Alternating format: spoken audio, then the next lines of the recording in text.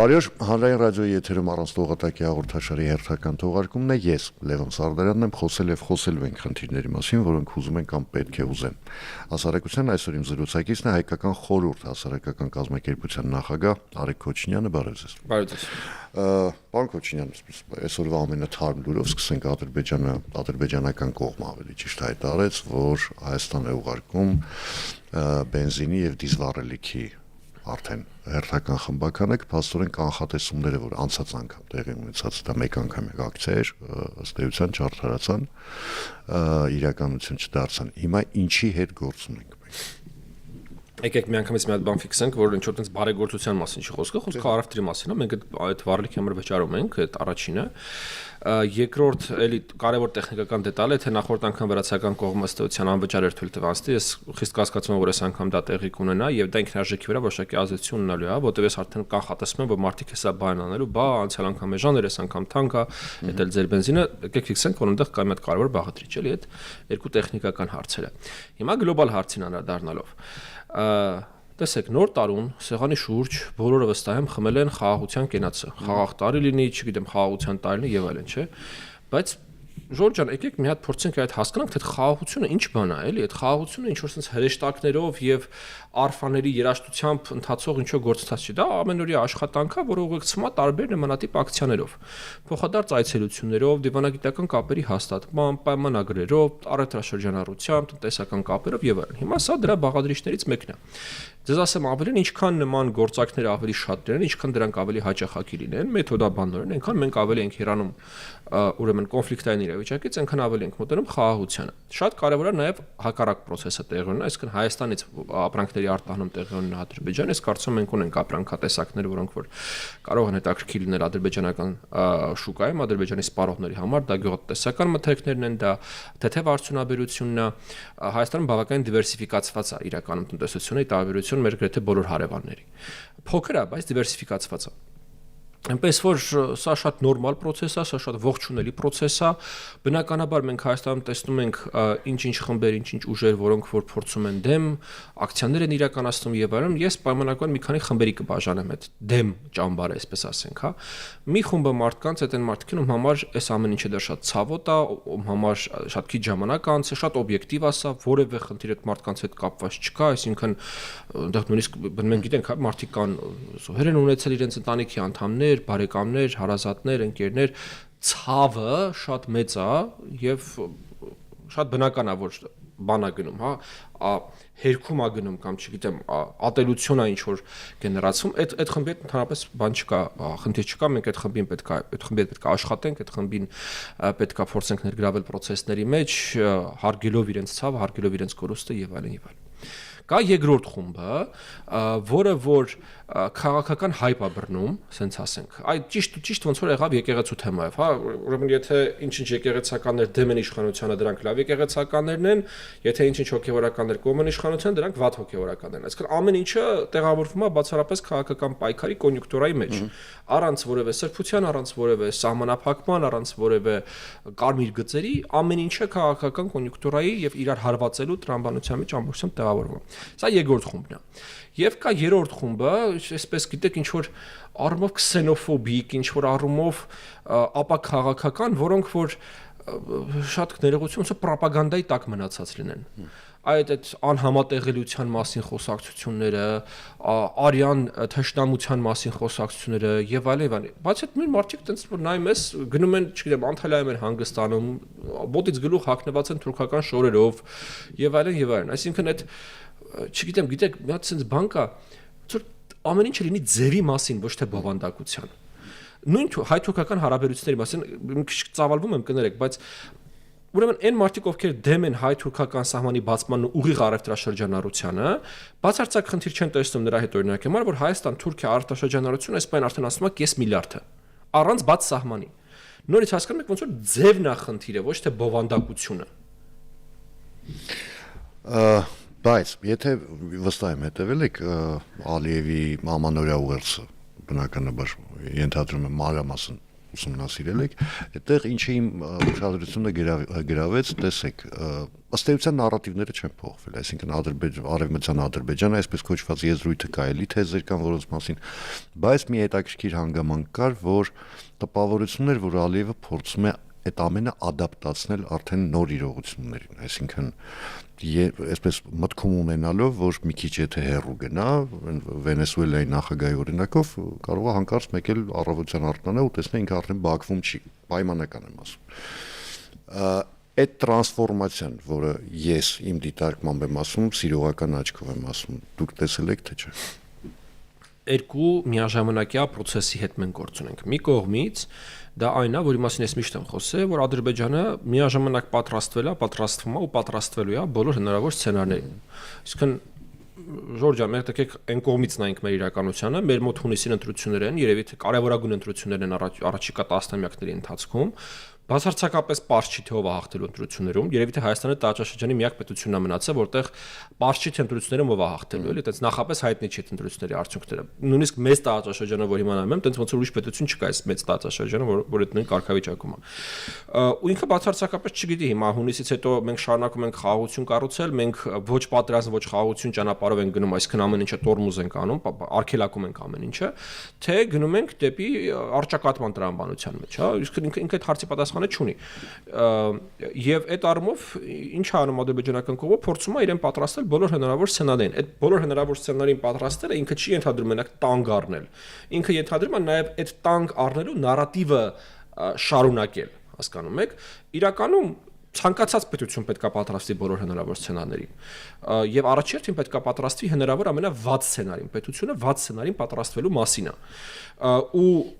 Հայաստանը իր մասով այդ տանկ առնելու մասը կա, այսինքն մենք զինվում ենք, մենք աննախադեպ քանակությամբ ուրեմն ինքնապաշտպանական միջոցներ ենք ձեռք բերում, սահմանների անվտանգություն եւ այլն, բայց դրա նարատիվը չկա մեր մոտ։ Այ երևի թե տարբերությունը, որը որ աչք կա ծակում, աչք կա զառնում, հա, երևի թե դա է։ Ավելի ճիշտ կա, բայց ինքը պետականը չի, որովհետև այն շրջանակները, որոնք որ խոսում են այդ տրամաբանության մեջ, իրանք պետական իշխանության կրողները չեն, իրանք ընդդիմությունից են, իրանք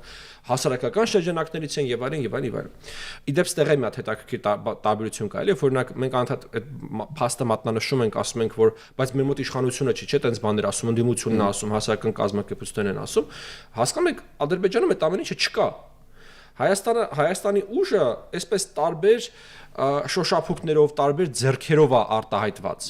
Ադրբեջանում կա մի հատ ձեռք, մի հատ գլուխ, մի հատ ձեռք, մի հատ միտք, մի հատ բերան, ամեն ինչը մի հատ է։ Եվ իրանք աշխարհներ են, դա տենց են կալում։ Իրանք աշխարհներ են տենց են կալում։ Իրանք շատ հաճախ չեն հավատում, որ մեր մոտ էս ամեն ինչի այդ կապ չունի, այսինքն որ, չգիտեմ, ինչ որ ընդդիմադիր գործիչ կամ ինչ որ լրագրող կամ ինչ որ հասարակական գործիչ է, որ վերականում ինչ որ բան է ասում, իրանք չեն կարողանում շատ հաճախ տեղավորվել կամ հավատալ նրան, որ այդ մարդը իրոք ասենք բան չի, իշխանության խոսափողը չի կամ իշխանությունը իրան չի ասել դա ասա, կամ իշխանությունը չէլ կարող այդ մարդու բերանը փակի։ Ես պատկերացնում եմ, ասենք իշխանությունից այսօր մեկը զանգի X լրատվականին անուններ չտանք, բայց ըստ բոլորն հասկանում են ում մասին է խոսքը։ Կամ 10-15 հատ առնվազն ոտի վրա կարամ ասեմ։ Ասես այս ինչ բանը մի արեք կամ այս ինչ բանը մի ասեք։ Այնքան հերոտեղ կուղարկեն, որ այդ բան, հա, հայտնի։ Հիմա այս երկու իրականությունները եւ օբյեկտիվ եւ սուբյեկտիվ իրանց բոլոր տարբերություններով հանդերձ մենք պետք է կարողանանք ինչ-որ ձև իրար մոտարկել։ Մոտարկել ինչու՞ աստու ոչ թե իրար նմանացնենք, այլ խաղաղության բերենք։ Բայց մի վերջի էլեմենտն էլ, այո, դուք շատ ճիշտ եք, երբ որ ասում եք, որ այս ոնց որ մի process-ներ, որ ուզում են նկարագրել։ Եվ երկրորդ process-ը դա իհարկե ադապտացիան է։ Եթե փուլ կար, եւ ես այդ փուլը շատ տենց գիտեք, լավ եմ հիշում, էլի, երբ որ օրինակ ադրբեջանցի փորձագետների հետ մեր հանդիպների բաների ժամանակ իրանք այդ արևմտյան Ադրբեջանի մասին լրիվ ուրիշ անոտացիաներով էին խոսում։ Կամ ասենք նույն Չակերտավոր Զանգեզուրի Միջանցք բանի մասին ուրիշ անոտացիաներով էին խոսում։ Ապա Աբու Դաբիից եւ բանից հետո, Վաշինգտոնից հետո, չէ՞ դուք մեզ սխալ եք հասկացել, մենք ինչ արտատարածքային միջանցք, այդ ճանապարհը ձերն է, մենք ձեր տարածքով պետք է անցնենք, ձեր ռեգուլյացիաներով պետք է անցնենք, հասկանում եք։ Իսկն տեղի առնում նոր քաղաքական իրականությանը ադապտացիա, ինչը նույնպես նորմալ process է։ Եվ մենք պետք է ցանկացած իրավիճակում շարունակենք գտնել կոնտր արգումենտները, կոնտր միջոցները այդ նարատիվները չեզոքացնելու, որտեղ այդ նարատիվները ինչքան էլ որ ադապտացվում են եւ մեղմացվում են ինչ որ չափով շարունակում են իրենց մեջ վտանգ կրել, ու նույնիսկ շարունակենք դեպի խաղաղություն ճանապարհը։ Եթե շատ բարձրացնեմ իմ այս երկու process-ների վերաբերյալ իմ վերլուծությունը, ապա նորից նոր բան չեմ ասելու, հին բան եմ ասելու։ Մենք երկու ուղղությամբ պետք է շարունակենք աշխատանքը։ Մի կողմից մեր դիմադրունակության ավելացման, մյուս կողմից բանակցային գործընթացին մասնակցելով եւ փոխշահավետ ինչ որ գաղափարներ, պրոյեկտներ սեղանին դնելով։ Նա տեսեք, քանի որ ուղիղ 6 ամսից ընտրություններ են, դուք էլ խոսեցիք ընտրությունների մասին, Հայաստանը այդ իմաստով մի քիչ խոցելի վիճակում է հայտնվել։ Թե իշխանությունը, թե ընդհանրապես հասարակությունը, որովհետև հասկանալի որ լինելու են որոշակի հարցակումներ, փորձեր են լինելու ապակայունացնել իրավիճակը։ Հիմա այդ գործընթացի վրա, այս 6 ամսվա վրա մեծագույն ազդեցություն են ունենալու մի քանի գործ։ Դրանցից մեկը հայ-ադրբեջանական հարաբերությունների կարգավորումն է կամ չկարգավորումն է, երկրորդը հայ-թուրքական հարաբերությունների կարգավորումը կամ չկարգավորումը, էլի երրորդը թրիփն է, այսինքն թրիփի ցանկացած հապաղում կամ առավել եւս տապալում կբերի տապալման ընտրություններում արդեն։ Հիմա իշխանությունը այդ ամենը գիտի, ու չորրորդ կարևոր գործոնը դա իշխանություն եւ եկեղեցու վերնախավի մի մասի այդ հակամարտությունն է, որը ես ինչպես գոնե հասկանում եմ, այս պահին հետ դարձի ճանապարհները բոլոր այդ կամուրջները այրել են, թե այն կողմից, թե այն կողմից։ Հիմա ըստ այս գործոններից որն է ավելի շատ ազդեցիկ լինելու։ Գիտեք, դա մեծագույն առումով կախված է, իրանք բոլորն էլ ունեն ոնց որ հնարավոր ազդեցության բավականին մեծ ամպլիտուդա։ Այսինքն նույն իշխանություն եկեղեցի հարաբերությունների հետագա գործընթացը, եթե ինչ որ գրում է կոնկրետ էպիզոդների կամ գրում է էսկալացիայի, ապա իր ամպլիտուդ, իր հնարավոր ազդեցության շրջանակը էականորեն կարա մեծանա։ Նույնը վերաբերում է հայ-ադրբեջանականին, օրինակ Աստվածերուպայի, եթե կրակոցներ են լինում, սպանություններ են լինում, դա կործանում է բանը, հա, իշխանության վարկանիշը։ Եթե հակառակը, օրինակ ստորագրվում է խաղաղության համաձայնագիրը մինչև ընտրությունները անգամ, այն պայմանով օրինակ ռատիֆիկացիան լինում է ընտրություններից եւ օրինակ ռեֆերենդումից հետո, ապա դա շեշտեկի բարձրացնում է հայ-թուրքական հարաբերություններում։ Եթե օրինակ Էրդողանը ինչ որ տենց ոչ այնքան պատեհ բան է հայտարարում, դա հիշեցնում է։ Եթե հայ-թուրքական սահմանը բացվում է, դա շեշտակերեն բարձր։ Այսինքն իրանք բոլորն ունեն բավականին մեծ հնարավորություն ազդեցության եւ ասել թե որը կունենա այդ ազդեցությունը շատ բարդ է, որովհետեւ իրավիճակը դեռևս բանա շատ մշուշոտ է, այսինքն մեր զարգացումները դեպի ուր են գնում, բացարձակ հնարավոր չի կանխատեսել։ Եվ ներքին քաղաքականության մեջ սա եւ արտաքին, բայց այստեղ երկու էլեմենտ է կավելացնեմ ձեր նշած ցուցակին։ Դուք թրիփը նշեցիք, ես մի քիչ կընդլայնեի ընդհանրապես հայ-ամերիկյան հարաբերությունները, որտեղ այնտեղ մի քանի խոսակցություն կա, որոնք շատ կարեւոր են։ Մեկը դա ներդրումներ է, այդ Nvidia եւ այլն, մեկը դա էներգետիկան է, այսինքն եթե օրինակ մինչեւ այդ մենք հայտարարում ենք եւ տեսնում ենք, որ շինարարությունն է սկսում մոդուլային ատոմակայանների, դա էլ է բավականին լուրջ խոսակցություն, հա։ Այցելություններ, օրինակ փոխնախագահի մակարդակով այցելության շշուկներ կան, խոսակցություններ կան տենց միջանցքներում։ Եվ մի առանձին թեմա էլ դա Հայաստան-ԵՄ հարաբերություններն են։ Չմոռանանք, որ մայիսին Հայաստանը ուրեմն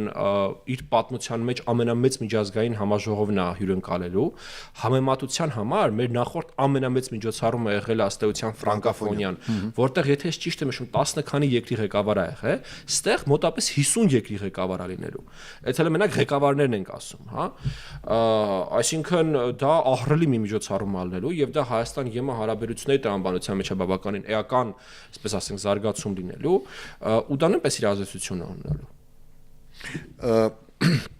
Հիմա տեսեք, քանի որ թրիփի մասին խոսեցինք, մի քիչ կենտրոնանանք այդ թեմայի վրա, տեսեք, տպավորություն կա, որ մի քիչ այսպես ամերիկյան կողմը ուզում է հասկանա ինքը ինչ պիտի անի այս պահին,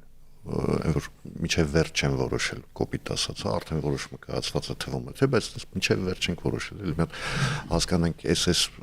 մենք ենք անում, դուք եք անում եւ այլն, բայց դրա հետ մեկտեղ տեսեք, Միացյալ Նահանգների նախագահը դեռ մինչև ամանոր հայտարարեց, որ Միացյալ Նահանգները փոխում է իր արտաքին քաղաքականությունն այն մասը, որ պիտի դառնա ավելի ագրեսիվ եւ ավելի ներգրավված, այս կամ այն խնդրում։ Հետ կանչեց Բայդենի ժամանակ նշանակված բոլոր դեսպաններին, ըստ էության մենք հիմա դեսպան չունենք այստեղ Միացյալ Նահանգների։ Դրանից հետո Մադուրոյի հետ տեսանք ինչ եղավ։ Վենեսուելայի, այսինքն սա ինչ է նշանակում, որ հիմա այս փուլում ամերիկան սկսելու է ակտիվանալ, ագրեսիվ ակտիվություն է լինելու։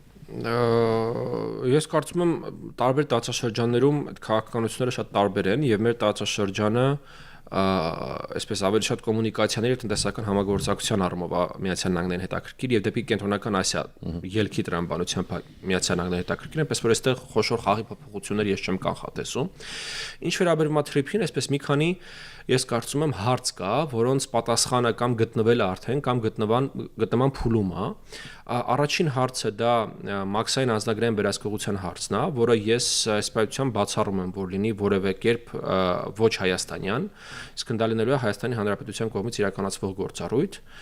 Միակ էլեմենտը, որ այնտեղ ես կարծում եմ դեռևս հնարավոր է ինչ-որ քննարկումներ լինեն, դա այդ front-end back-end օֆիսների գաղափարն է, որ լինի ինչ-որ դիմաբան, հա, անմիջական կապի մեջ մտնող օֆիս, որը օրինակ Հայաստանը կարա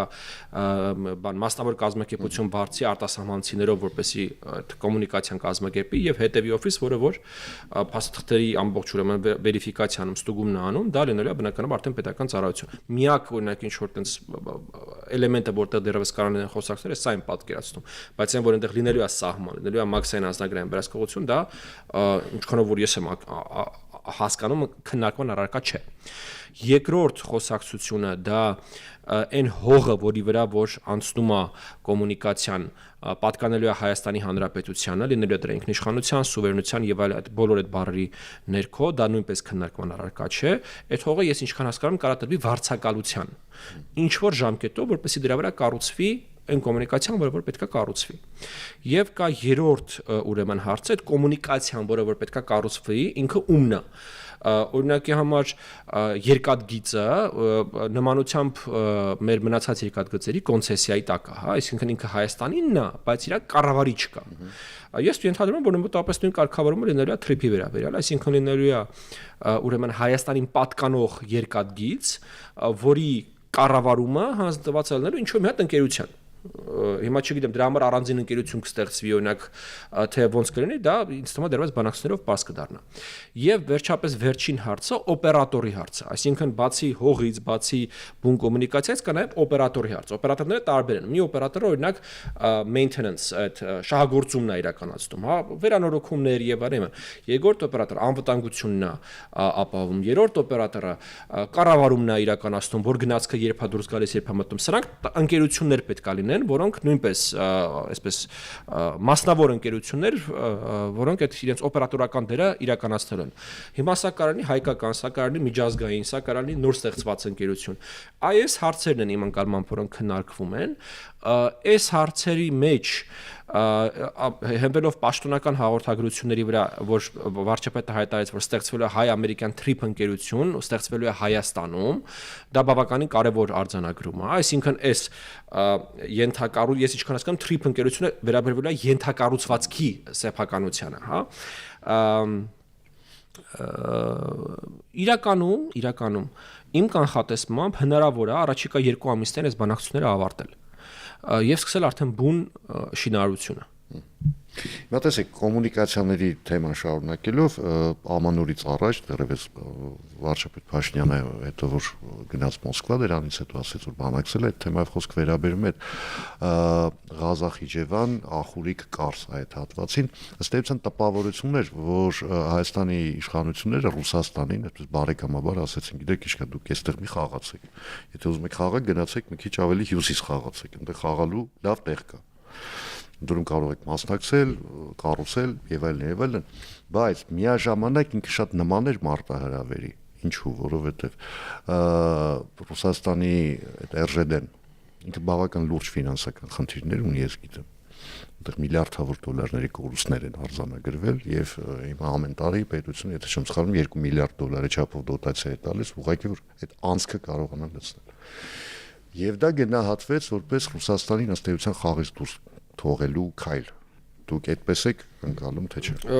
Այդպես ընկալողները մի քիչ լավ չեն հասկանում քաղաքական գործընթացների էությունը։ Ըստ էության ինչ առաջարկել Հայաստանը։ Հայաստանը Ռուսաստանին առաջարկել է մասնակցություն ունենալ տարածաշրջանում կոմունիկացիաների ապաշրջափակմանը։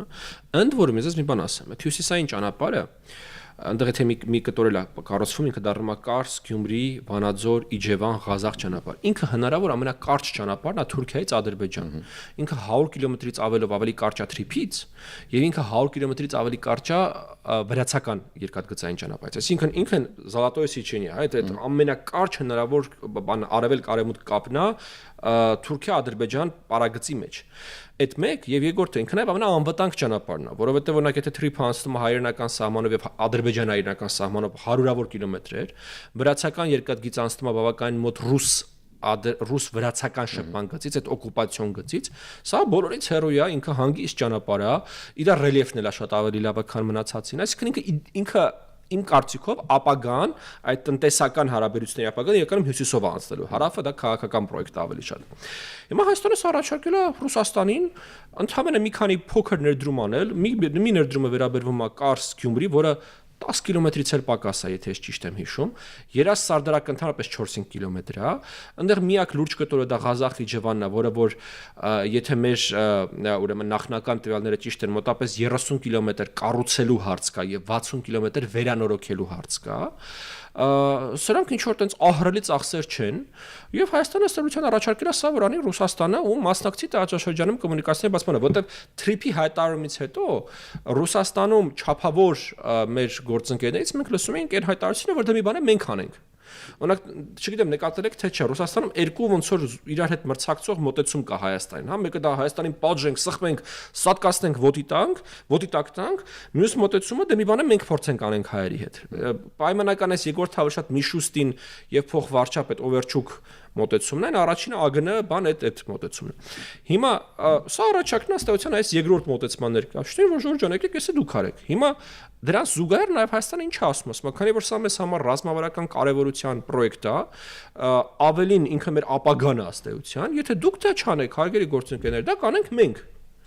Եվ ես ուզում եմ հիշեցնեմ, որ հայ-ռուսական կոնցեսիոն պայմանագրի համաձայն այն ինչ որ կառուցում է ուրեմն ՌԺԴ-ն իր կառավարման ներքո է, այն ինչ որ ինքը չի կառուցում, իր կառավարման ներքո չէ։ Հենց դա է պատճառը, որ օրինակ Թրիփը որևէ կերպ չի վերաբերվելու ՌԺԴ-ին, որտեղ դա ինքը չի կառուցում։ Այսինքն պայմանագրով մենք իրենց կառավարման հանձնել ենք այն ենթակառուցվածքները, որոնք գոյություն են ունեցել ստորագրման պահին, եւ հավելել ենք, որ այն ինչ որ իրանք կկառուցեն, կմտնի իրանք մանդատի, այսպես ասած, այդ իրենց կառավարման լիցենզիայի մեջ, ինչ որ իրանք չեն կառուցի, չի մտնի։ Ինչը մեզ բերում է մի հատ կարևոր եզրահանգման, որ Հայաստանում օր առաջ պետք է ստեղծվի ազգային օպերատոր։ Հələ ինքը կարա այսպայցան չունենա էլ երկաթգիծ, որ ինքը կառավարում է, բայց որպես իրավաբանական անձ ինքը այլևս պետք է։ Վերադառնանք ընտրությունների թեմային, տեսեք, ինչ է անում իշխանությունը հասկանալի, արդեն բաց թափանցիկ խաղ է գնում այդ իմաստով, բայց այ ինչ է անում ընդդիմությունը փորձենք հասկանալ, որտեղ իմ մոտ օրինակ այն տպավորությունն է, որ ընդդիմությունը փորձում է համախմբվել կաթողիկոսի շուրջ, եւ այդ համախմբման նպատակը ոչ թե այդտեղ հաղթանակած դուրս գալն է պայմանական ասած, այլ այս հակամարտությունը իշխանություն եկեղեցու վերնախավի մի մաս հակամարտությունը քաշելով հասցնել մինչև ընտրություններ, հասկանալով, որ այդ հակամարտությունը, ինչպես երկրորդ նախագահը մի անգամ արտահայտվեց, քոքից մաշացնելու իշխանությանը, հա։ Ես մի բառի հետ ձեր ասած չեմ համաձայնվի, փորձում են համախմբվել կաթողիկոսի շուրջ, իրենք փորձում են օգտագործել կաթողիկոսին։ Իրենք եթե վաղը պետք լինի օգտագործեն Գրիգոր Լուսավորչի աչը, եթե պետք լինի օգտագործում են մեր հանգուցյալ կաթողիկոսների մարմինները, հասկանում եք, ցանկացած ձևով այ անել այն ինչ որ դուք ասացիք, մաշեցնել մինչև քոքը։ Հիմա ըստ էության ինչ է տեղ ունեցել, եկեղեցու վերնախավի մի մասը միամտությունից այլընտրանքի բացակայությունից թե ինչից դարձել է այդ գործիքը, այդ օգտագործվող առարկան ընդդիմության ձեռքին իշխանությանը հարվածելու կամա թե ակամա հասկանալով թե առանց հասկանալու, բայց իրենք դարձել են օգտագործման առարկա, իրանց շուրջ չեն միավորվում, իրանց օգտագործում են ընդհանրապես, սա շատ կարևոր տարբերություն է, էլի, որտեղ որ ասում եք ինչ-որ մեկի շուրջ միավորվել, նշանակում է, որ ինչ-որ մեկը որի շուրջ միավորվում են, պետք է ունենա սուբյեկտայնություն, այսինքն ինքը պետք է որոշումները կայացնի կամ առնվազն որոշումների կայացման ունենա մասնակցություն, բայց պնդել, որ մի խումբ եպիսկոպոսներ այդ մարդկանց շրջանակում եւ որոշումներ կայացնողներն են կամ այդ որոշումների կայացման մասնակիցներ են, աբսուրդ է։ Սա է երևի թե ամենացավալի բանը, որ հայաստանյան առաքելական սուրբ եկեղեցին դարել ամենակեղտոտ քաղաքական խաղերի թատերաբեմ, որտեղ ով ոնց հասնի փորձում է օգտագործել եկեղեցին եւ եկեղեցական սիմվոլիկան։ Եվ այո, նպատակը այս պատությամբ անդիմության այն է, որ այս թեման քարշ տալով բերել հասնել մինչև ընտրություններ, իշխանության նպատակը այն է, որ այս թեման փակել մինչև ընտրություններ։ Հանգուցալուծումը ինչպիսին եք տեսնում ու երբ։ Հասկանալի է, որ այն կողմից ձգելու են, այս կողմից շտապելու են։ Ինչպես դուք նշեցիք, ըստ էության կամուրջներն այլևս այրված են, ես այլևս հետադարձի հնարավորություն չեմ տեսնում։ Կա տեսականորեն երկու սցենար, թե այսինքն կողմերի երկու նպատակները, հա, ինչպես նշեցինք, ուրեմն ընդդիմության եւ եկեղեցու նպատակն է, որ հասնել մինչև ընտրություններ եւ եթե իրաց մոտ ստացվի իշխանափոխություն անել, հարցը այդպես լուծել, եթե չստացվի նոր կտեսնենք մոտավորապես այս տրամաբանությամբ, իշխանության կողմից նպատակը հնարավորինս ապալեգիտիմացնել կաթողիկոսին իր իշխանությունը, իրեն մեկուսացնել եւ ինչ որ պահի ուրեմն դուրս հանել իրեն, ես ինչքան հասկանում եմ, Բեհարանից ու ուղարկել թոշակի սեփական կամքով, որտեղ ուրիշ պրոցեդուրա ոնց որ թե չկա եկեղեցում կաթողիկոսին հեռացնելու, միայն սեփական կամքով հրաժարական։ Սեփական կամքովն է բնականաբար, մեկ էլ եկեղեցական ժողովը կարող է։ Ես ինչքան գիտեմ, անգամ այդ ձեր ասած երկրորդը չի կարող այդպես բանանի։ Հայաստանում հայաստանյան եկեղեցում կաթողիկոսին իր կամքին հակառակ հեռացնելու որևէ պրոցեդուրա ինչքան գիտեմ չկա։ Եվ նախադեպ չկա։ Ասում էին կա, ես պատմաբան չեմ։ Ես եմ, ինչքան հիշում եմ, չկա։ Հնարավոր է որ սխալվում եմ, որտեղ եկեղեցու պատմաբան չեմ ամենը։ Հիմա այս գործընթացների մեջ մենք գիտեք, մենք անընդհատ խոսում ենք այն մասի, որ հիբրիդային հարձակումների թիրախայացա դառնալու Հայաստանը եւ այլն, բնականաբար որպես կանոն մատնանշում էին դեպի հյուսիս, որ այնտեղից են հարձակումները լինելու։ Այս վերջին շրջանում մեծ Ռուսաստանը գոնե առայրևույթ բավական пассիվ է։ Այսինքն սպասողական իրավիճակը սպասում են, թե արդեն ինչ որ բան ծրագրում են, արդեն անում են։ Ես կարծում եմ, որ ասում են հիբրիդային հարվածներ են սպասվում, սխալվում, որովհետեւ հիբրիդային հարվածները արդեն բավականին տևական ժամանակով բավականին ակտիվ հասցվում են Հայաստանին։ Իդեպ հիբրիդային պատերազմ տերմինը մասնագետները մեր գործընկեր ասում են այնքան է ճիշտ տերմին չի, երևի թե ավելի ճիշտ տերմինը հիբրիդային հարվածներ տերմինը, որովհետեւ դրա մեջ են բոլոր ուրեմն ինֆորմացիոն գրողները, ֆինանսական եւ այլն, դրա ավելի ճիշտ տերմինն է։ Հիմա այն հիբրիդային հարվածները, որոնք որ մենք այսօր տեսնում ենք, օրինակ շատ էլեմենտար բան ձեզ ասեմ։ Որոնողական համակարգերում եւ սոցիալական ցանցերում գովազդի տակ միացված հայտարարությունները որ նայեք, դրանց մոտավորապես մի 90%-ը ինչ որ ձեզ տանում են սնկի նման աճած կայքեր, որոնց մասին դուք երբևիցե չեք լսել, եւ այդ կայքերում էլ, չգիտեմ, Նիկոլ Փաշինյանը բանա միլիարդատերա, էլ երեխաներ ա ուտում, ես չգիտեմ, ինչ ասես, էլ 10 հատ մսկիթ եւ այլն եւ այլն եւ այլն։ Այսինքն դա կլասիկ, այսպես ասած, դասական ուրեմն հիբրիդային հարված է, դա տեղեկատվական ներխուժում է, ընդ որում ինչպես նշեցի, չէ, բավականին լուրջ ֆինանսական ծախսեր նախատեսող, որտեղ իրանք չեն օգտագործում կայքեր, որոնք մարդիկ գիտեն եւ որտեղ մտնում են, իրանք օգտագործում են բավականին լուրջ գովազդ դա մարդկանց հասանելի դարձնելու համար։ Սա ընդհանրապես մեկ օրինակն է։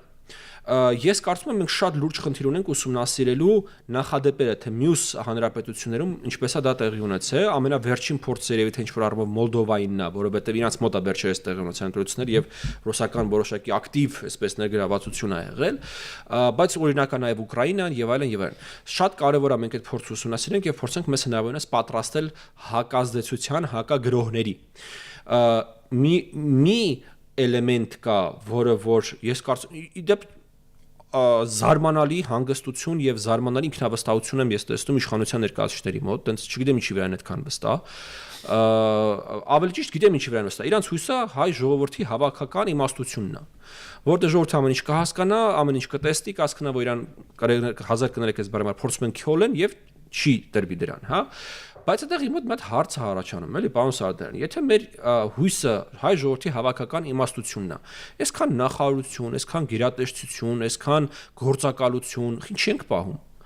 Եթե ոնց որ այդ սաղ մենք գլխից ասում ենք, որ ինքը սաղ ֆեյլ է, ինքը սաղ բարիա գնալու, ոչ մի բան չի աշխատելու, գնալու ենք հասնենք մեր հարևանների հավաքական իմաստությանը։ Բայց պիսուտները խենք բան, մենակ գլխից հույսը գտնենք մեր հարևանների հավաքական բան, հայ ժողովրդի հավաքական իմաստության վրա ու այդ գործակալությունները չենք պահի։ Ախր հիբրիդային պատերազմի պարագաներում եւ հիբրիդային հարձակումներին հակազդեցության պարագայում այդ ժողովրդի աչքաբացությունը, իմաստությունը, խոհեմությունը ինքը ամենավերջին միջոցն է, էլի, ամենավերջին պատվարն է, այսպես ասենք։ Չի կարելի դրանից սկսել, հասկանում եք։ Ուսամ ինձ ուղղված հարցը ռետորական էր։ Այո։ Շնորհակալություն զրույցի համար, հիշեցնեմ այսօր իմ զրուցակիցներ Հայկական խորհուրդ հասարակական կազմակերպության նախագահ Արեգ Քոչինյանը, ես Լևոն Սարդարանն եմ, կհանդիպենք արդեն վաղը նույն ժամին, նույն վայրում, հաջողություն եւ համբերություն բոլորիս։